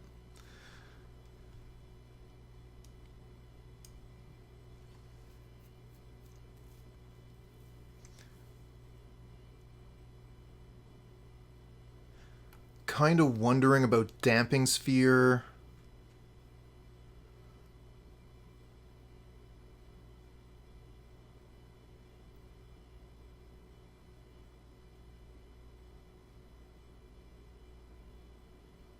I don't think Veil of Summer is really going to do us much good. Now they're going to have more removal, no doubt.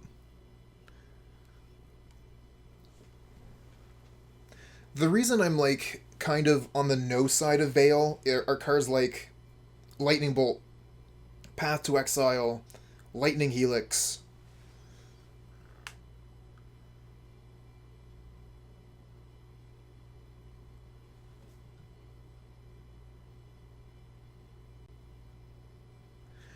They didn't really show anything making Wet Ball worthwhile, but if they're running Bring to Light, the Damping Sphere says you need 6 mana to bring.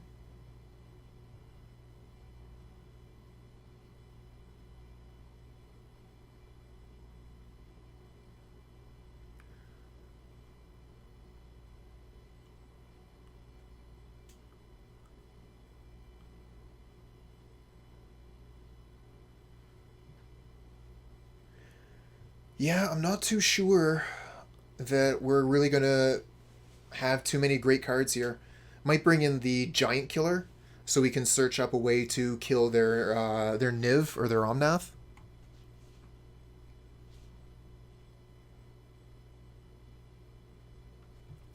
Yeah, well, that's the thing too, right? Like, what can I cut?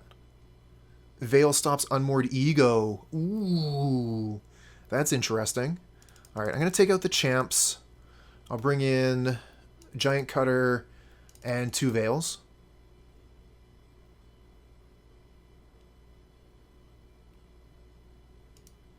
White Eidolon would be better for that purpose, but we don't have it in the list for some reason.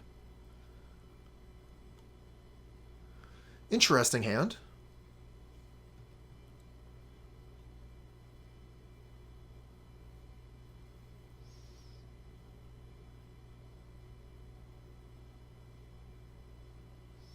I don't hate it.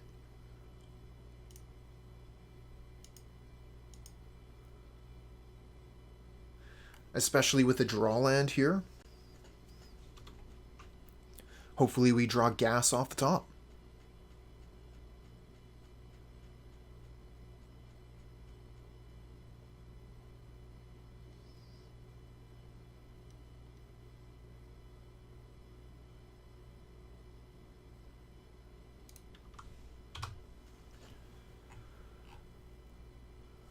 Alright, so our opponent is mulliganing.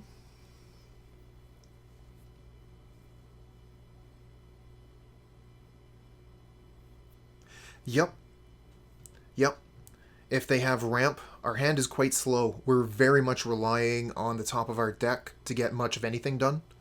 We're going to go Conclave Mentor into 2/2 Ballista into Collected Company, but I mean, that's not super hot, so we're really kind of looking towards the top of our deck.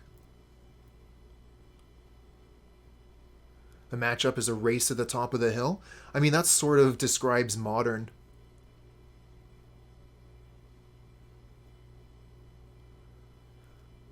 Good point, Gizlo. Especially when you're running, yeah, you have Yorin, you have 80 cards. So yeah, they have ramp, and we're just drawing lands. Alright, let's put out... Instead of the Temple Garden, we'll put out a fetch land so we can thin the deck a little bit.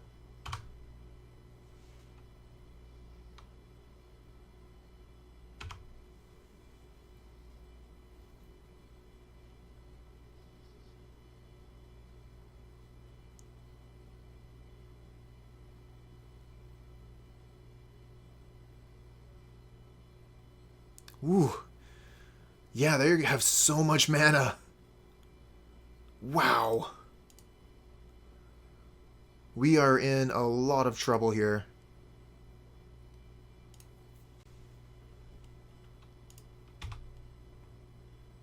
Another land off the top. Deck, I need you to do better.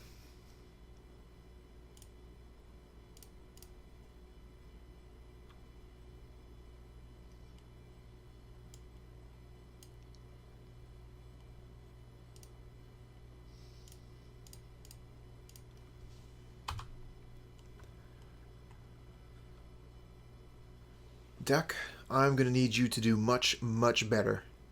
Giving me 2 lands when I have a 4-land hand? Told you, I needed gas.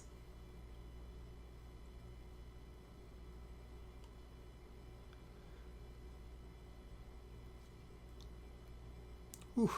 Look how easy it was for them to get to Niv. Turn 3 Niv. Ridiculous. They even go for Niv here? They might even go for, like, Tybalt. Who knows? They only have 2 cards in hand. They'll go Niv.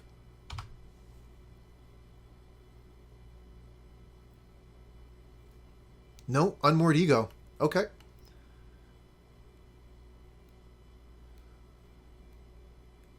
So what do they name with Ego? Heliod. So yeah, that cuts out that part of the combo. But we still have the Archangel. So it's not like we cannot combo anymore. Yeah, I kind of figured they would go for something stronger than Unmoored Ego. But taking the Heliod out of my deck is pretty good.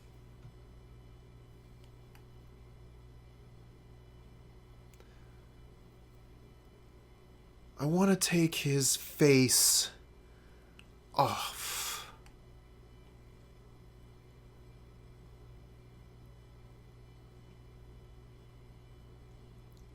Look at that. He even managed to grab all 4 of them. Like a pro.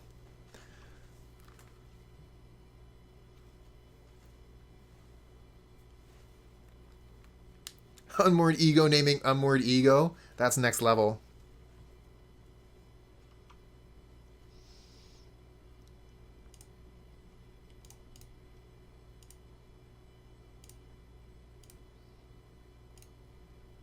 Kill the bird, kill the bird. Gonna kill the bird.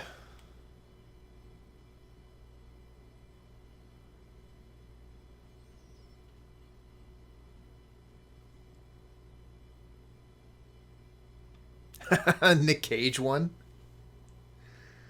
What would that even be? Would I just do the Unmoored Ego, except instead of the face, put Nicolas Cage's face there? I mean, I could do that. That would look pretty hot.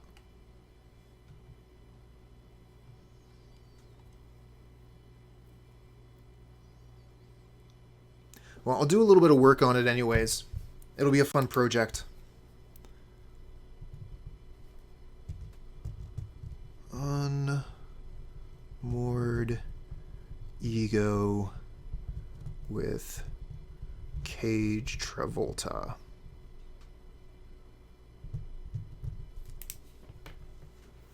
Cherry, you're just satisfied with the monkey paw?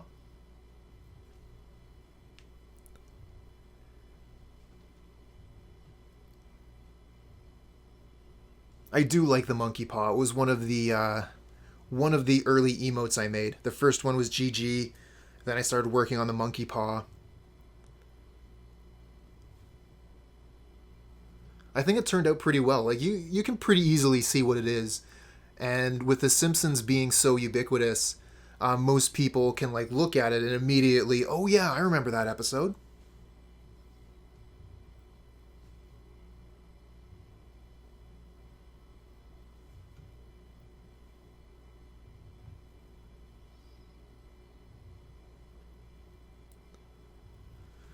Okay, so I guess our opponent might have walked away on this one. I don't really see any reason for them to be stalling on the Walking Ballista. They knew we had it in our hand. They saw our hand with Unmoored Ego. So they've probably just walked away from the keyboard for a mo.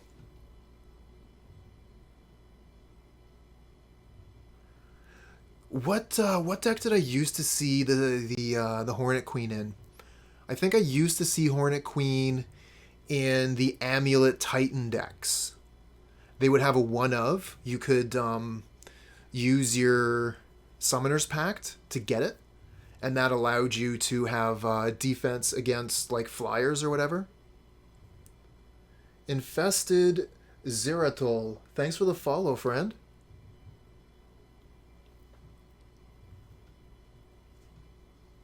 Okay, so that's what happened there. Our opponent just lost connection, and they've just rejoined. So they should be able to pass priority back to us in just a moment. It just takes like about a minute for Modo to catch up to itself, as most of you know. After you've logged in, put your password in, it still takes a while to load. Modo is a beast of a program. If you didn't already know this, it's highly recommended that you restart Modo after your second league. If you are a grinder and you want to play, like 3, 4, 5 leagues in a day, you should restart Modo after your second league every time. It's going to help stop or help the program move a lot faster. I don't have all the data on why Modo is such a problematic program, but I do know that turning it off and turning it back on again does help with the speed issues. But unless you're, like playing on it all day, that's not something that most people have to generally worry about. It's mostly for streamers, anyone that's grinding leagues, that kind of thing.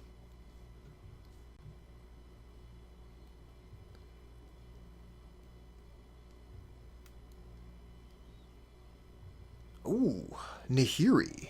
You don't say. Okay, well, what are you going to do with that Nahiri there, opponent?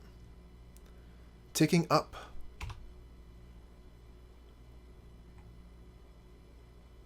Discarding Wrenn and 6. Okay. Oh, and you got your Triome. White, blue, green, X, and black. So they have 5 mana again. We could kill Nahiri by putting 2 counters on Walking Ballista, attacking Nahiri, and then removing a counter from Ballista.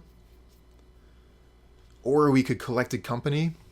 I kind of like killing Nahiri here.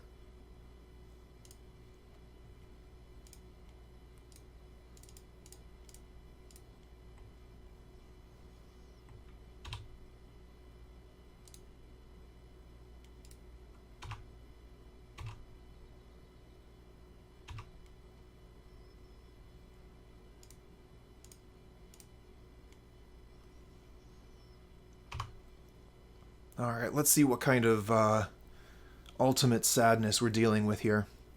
Opponent has 2 cards in hand, but they have all the colors, so they can do something pretty good here. Well, they're starting it out with an Abundant Growth, which allows them to use the pillars for basically any spell now, not just multicolored spells.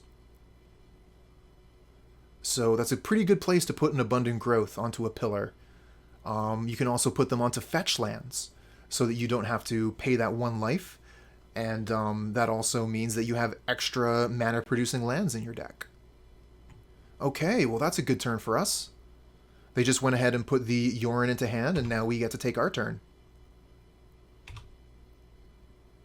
Another Conclave Mentor. So we could Mentor Ranger-Captain, or we could Collected Company. I'm kind of into holding Collected Company until the end of their turn.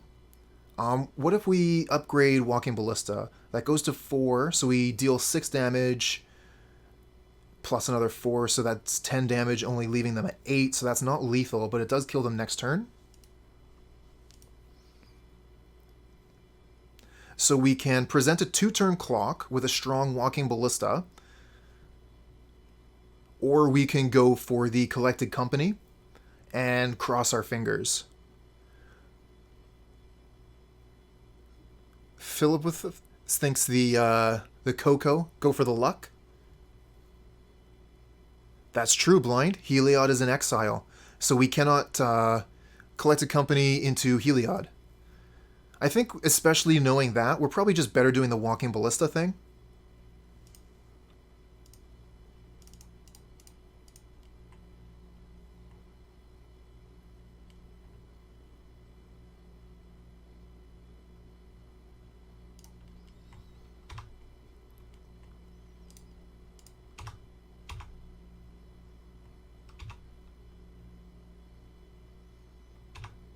Alright, sorry for taking so long with my turn there, trying to decide which line I wanted to take. And now we get to wait through the opponent's turn and see what we bought. What do you got, opponent?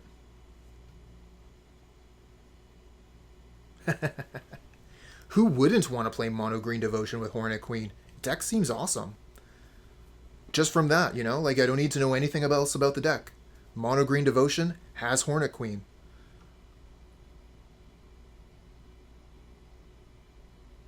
Oh, what is this? Exile all creatures and planeswalkers with converted mana cost 3 or less from the battlefield and the graveyard. Huh.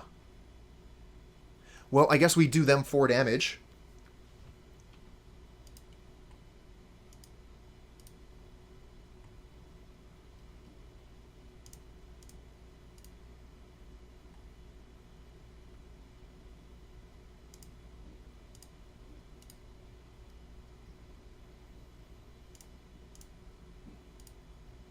Hey there, JDX the Kid, what's up? We were just talking about Hornet Queen.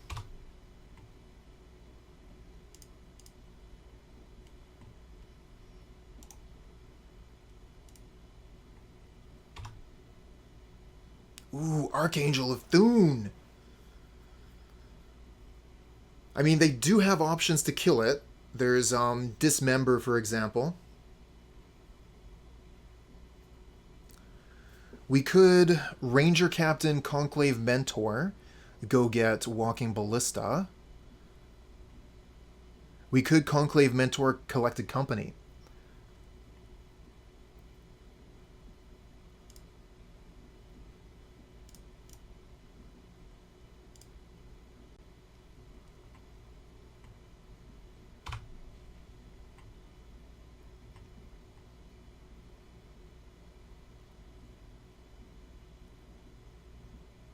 Oh, no kidding.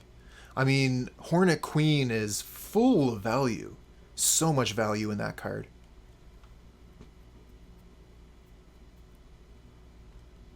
Alright, what is this? What's happening? They're casting Yorin? Okay, so that's going to allow them to blink Abundant Growth.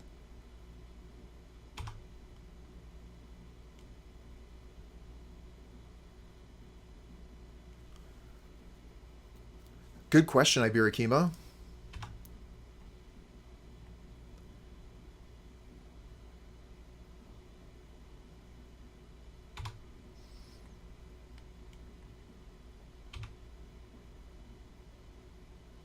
Put that on Prismatic Vista? No, back on the pillars.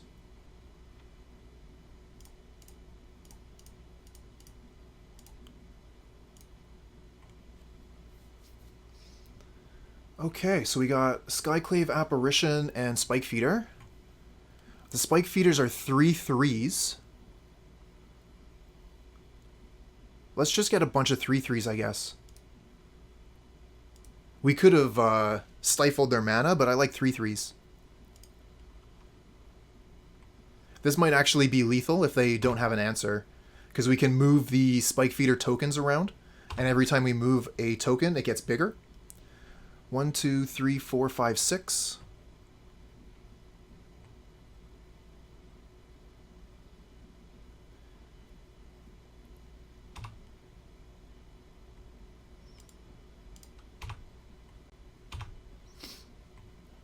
All right, so they need some sort of answer to this.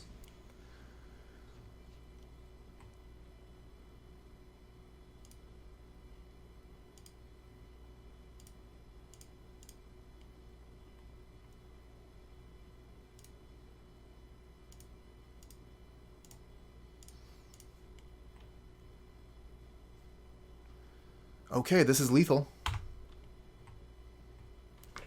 Yeah! 4-1. This deck is great.